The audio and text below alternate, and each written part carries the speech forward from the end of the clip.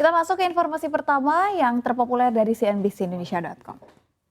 Beredar potongan video Presiden Joko Widodo berpidato menggunakan bahasa Mandarin. Ini sudah dipastikan video hoax yang diedit menggunakan teknologi kecerdasan buatan atau artificial intelligence atau AI. Atau istilahnya deepfake. Wah, serem banget ya. 女士们、先生们，我曾经是一个商人长大22年之久。我不惜填表，觉得麻烦浪费时间。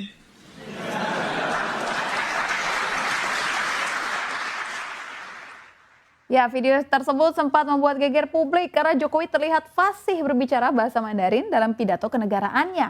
Direktur Jenderal Aplikasi Informatika Kementerian Komunikasi dan Informatika Samuel A. Pangarepan menegaskan bahwa video itu merupakan hasil suntingan yang menyesatkan. Hasil penelusuran tim Kementerian Kominfo menemukan kesamaan dengan video yang diunggah oleh kanal YouTube di US Indonesia Society pada 13 November 2015 lalu. Secara visual, video tersebut identik tetapi telah disunting dengan memanfaatkan teknologi artificial intelligence atau AI deepfake. Di kesempatan berbeda, Wakil Menteri Kominfo Nezar Patria bercerita banyak temannya yang percaya dengan sebaran deepfake Jokowi tersebut. Padahal mereka disebut sebagai orang-orang yang cukup cakap secara digital. Dia mengakui jika AI kerap digunakan untuk misinformasi dan disinformasi. Ini diproduksi baik oleh kelompok tertentu atau individu.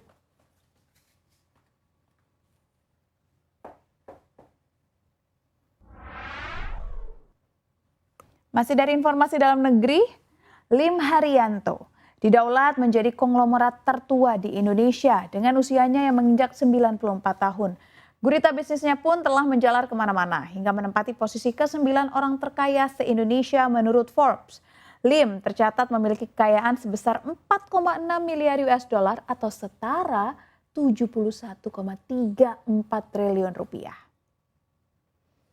Ini berkat lonjakan kekayaan drastis jelang pencatatan perdana saham salah satu unit bisnisnya di Harita Group. Hartanya tercatat naik 0,45% atau 333,8 miliar rupiah dalam semalam.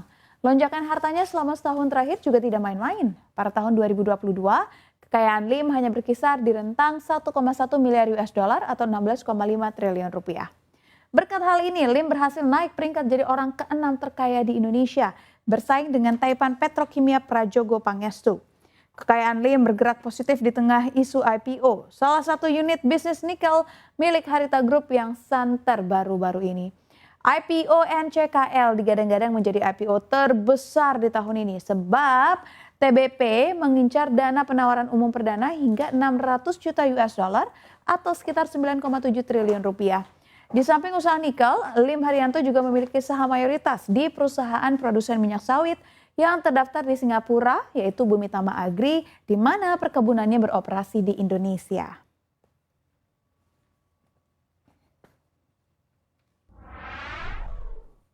Kita beralih ke informasi lain ya pemirsa. Pernah kebayang gak sih kalau manusia menciptakan matahari? Nah, Jepang punya matahari buatan untuk sumber energi di masa depan. Lokasinya berada di sebuah hangar yang berlokasi di utara Tokyo. JT60SA merupakan mesin setinggi 6 lantai. Mesin itu terdiri dari wadah berbentuk donat bernama tokamak. Dan di dalamnya terdapat plasma yang dipanaskan suhunya mencapai 200 juta derajat Celcius. Namun reaktor fusi nuklir yang baru diresmikan tersebut kabarnya berbeda dengan pembangkit listrik tenaga nuklir fisi yang sudah ada sebelumnya.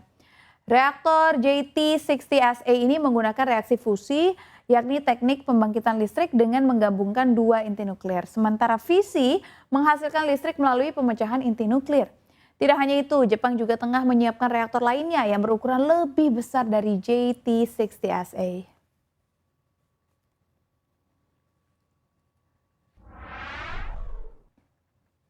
Dan kita ke informasi terakhir, Presiden Iran Ibrahim Raisi Amis menuduh Barat mendukung genosida yang dilakukan Israel terhadap warga Palestina di Gaza pada awal pembicaraan di Moskow dengan Presiden Rusia Vladimir Putin.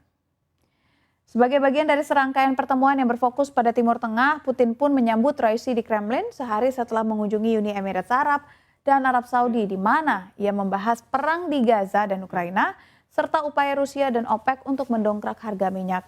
Dalam pidato pembukaan, tidak ada pemimpin yang menyinggung peningkatan kerjasama militer negara mereka yang menjadi sumber kekhawatiran Amerika Serikat, yang mengatakan Iran memasok senjata ke Rusia untuk digunakan melawan Ukraina. Putin mengatakan sangat penting untuk membahas situasi di Timur Tengah, khususnya di wilayah Palestina. Dia mengatakan lebih menyedihkan lagi bahwa hal ini didukung oleh Amerika Serikat dan negara-negara Barat.